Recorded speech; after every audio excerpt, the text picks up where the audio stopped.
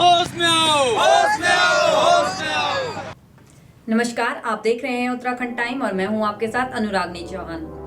उत्तराखंड में यूसीसी लागू अवश्य हो गया है, लेकिन इसे अपनाने में शायद कुछ समुदाय, कुछ वर्ग या फिर संगठनों को आपत्ति हो रही है या फिर बदलाव की आवश्यकता महसूस हो रही है, जिसके चलते वे यूसीसी के विरोध में प्रदर्शन के लिए सड़कों पर उतर आए हैं। बात उत्तराखंड क्रांति दल की करने जा रहे हैं। समान नागरिक संहिता के विरोध में विभिन्न संगठनों का प्रदर्शन आजकल उत्तराखंड में देखने को मिल रहा है। इसी कड़ी में बीते रविवार को विभिन्न संगठनों ने कलेक्ट्रेट परिसर में प्रदर्शन किया, जिसमें तंजीम रहनुमा, मिल्लत, जमीयत उलामा-ए-हिंद और मुस्लिम सेवा संगठन के साथ यूकेडी ने प्रदर्शन किया तथा राज्य आंदोलनकारी भी 16 फरवरी को यूसीसी के खिलाफ धरना प्रदर्शन करेंगे। जहां एक और मुस्लिम समुदाय द्वारा हाईकोर्ट जाने की तैयारी की जा रही है, वहीं यूकेडी ने नारसन से नीति तक पैदल यात्रा की घोषणा की है और सोमवार को हरिद्वार नारसन में यूकेडी के युवा प्रकोष्ठ के द्वारा पैदल यात्रा आरंभ की गई। वहीं दल के मुख्य प्रवक्ता चांदी प्रसाद भट्ट से बातचीत में उन्होंने बताया कि देखिए, उत्तराखंड क्रांति दल का यूसीसी का विरोध नहीं है। हमारा ये कहना है कि इसमें जो 2 क्लॉज हैं, ये उत्तराखंड की संस्कृति के ऊपर हमला है। नंबर 1 कि आखिर कैसे कोई सनातनी अपनी बेटी को लिविंग रिलेशन में भेजेगा, हमारा इसका विरोध है, ये नहीं होना चाहिए। दूसरा विरोध हमारा ये है कि अन्य प्रांत का कोई व्यक्ति उत्तराखंड में 1 साल से अगर लिविंग रिलेशन में रहेगा तो यहाँ का वासी कहलाया जाएगा। हमारा ये कहना है कि यदि वो यहाँ का वासी हो गया तो वो अस्थायी हो गया। सरकार इन दोनों क्लोजों को यदि खत्म कर देती है तो हमको कोई आपत्ति नहीं है। यदि सरकार इन दोनों क्लोजों को उत्तराखंड में जिंदा रखती है तो इससे ये माना जा सकता है कि जो 1 करोड़ 35 लाख बाहर के लोग उत्तराखंड में बसे हैं, उनको यहाँ का अस्थायी बनाने का षड्यंत्र कर रही है केवल वोट के लिए।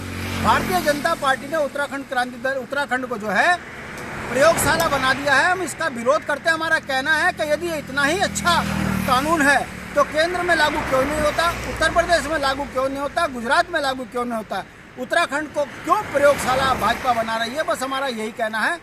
हमारी ये पैदल यात्रा है, हमारा एक संदेश है कि जन जागरण कराना, जनता को ये समझाना कि उत्तराखंड के साथ में ये सरकार जो अन्याय कर रही है, सनातन धर्म के खिलाफ काम कर रही है। यूकेडी जिन 2 मुद्दों की बात कर रही है उनमें पहला है लिव इन रिलेशन, जिसको वो सनातनी विरोधी बता रहे हैं। तो वहीं दूसरा मुद्दा स्थायी निवास का उठा रही है, जिसमें यूकेडी का कहना है कि यह राज्य के लोगों के अधिकार पर कुठारघात है।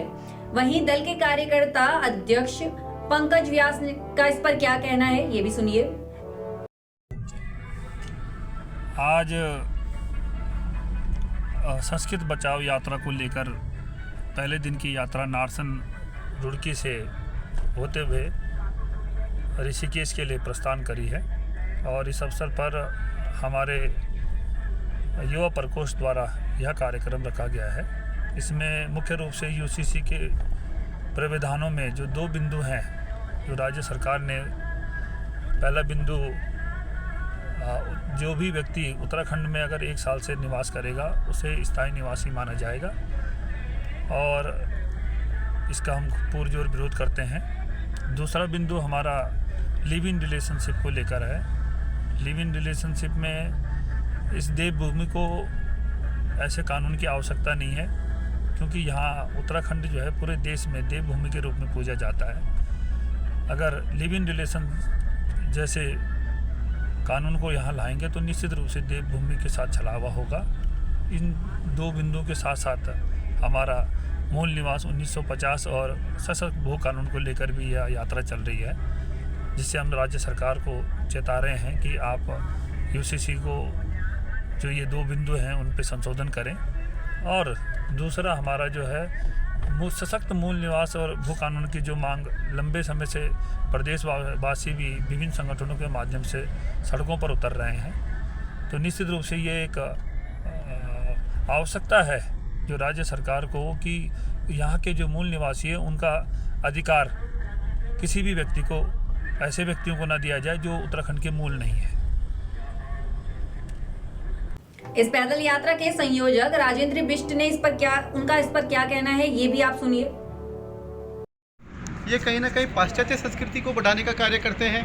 आपने देखा होगा कि लिव इन रिलेशन का जो क्लॉज इसमें रखा गया है, इसमें निश्चित तौर पे जो आगे इसके परिणाम आएंगे उसमें कानूनी तौर पे अगर वैधता मिल जाती है तो कोई भी पेरेंट्स अपने बच्चों को रोक नहीं पाएगा। और उसके बाद उनकी जो संतानें होंगी उसमें ये भी है कि उनके जो बच्चे होंगे वो उनको बराबर संपत्ति में अधिकार होगा। दूसरी तरफ आपने देखा होगा कि एक तरफ हमारे प्रदेश के जो युवा है वो रोजगार के लिए तरस रहे हैं। सड़कों पर हम हुजूम देखते हैं कि किस प्रकार से अपने अधिकारों के लिए वो मांग करते हैं, लेकिन दूसरी तरफ इन्होंने एक क्लॉज जो उसमें रखा है कि जो बाहरी राज्य के यहाँ पर कोई आएगा 1 साल यहाँ पर रहेगा वो यहाँ का स्थायी निवासी होगा। तो निश्चित तौर पे इस कानून के बन जाने के बाद जो हमारे युवा है उनके रोजगार पर डाका डालने का भी अप्रत्यक्ष कार्य हो रहा है। तो हमारा मानना है कि राज्य के युवाओं के साथ यहाँ के आम जनमानस के साथ इस प्रकार के जो काले कानून है इसका हम पुरजोर विरोध करते हैं। हमारा मानना है कि आप ठीक है, आप कानून कोई लाते हैं तो आप जनता से उसका पूछिए कि इसमें जनता के हित में क्या है, लेकिन इस प्रकार से थोपने का कार्य आप करेंगे तो उत्तराखंड क्रांति दल ने इस राज्य को बनाया है, इस राज्य की जननी उत्तराखंड क्रांति दल रही है।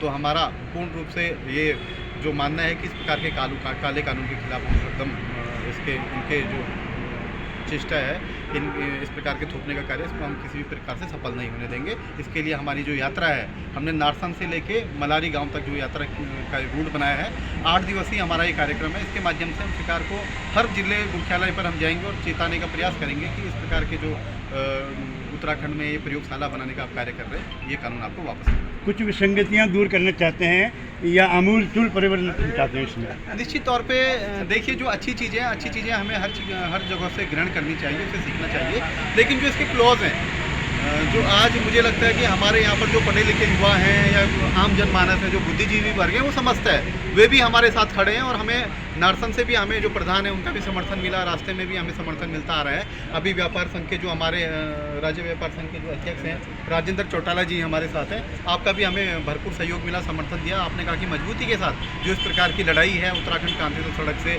लेकर विधानसभा में हमें सब मजबूती के साथ उठाता आया है, इसमें हम तन मन धन से आपके साथ हैं और मजबूती के साथ जब तक धामी सरकार इस डिसीजन को वापस नहीं लेती हम इस पर मजबूती के साथ कार्य करेंगे। बहुत सी बजट सत्र भी आने। कुल मिलाकर कहा जा सकता है कि यहाँ एक और बीजेपी अपनी पीठ थपथपा रही है और धाकड़ धामी का मास्टर स्ट्रोक मान रही है।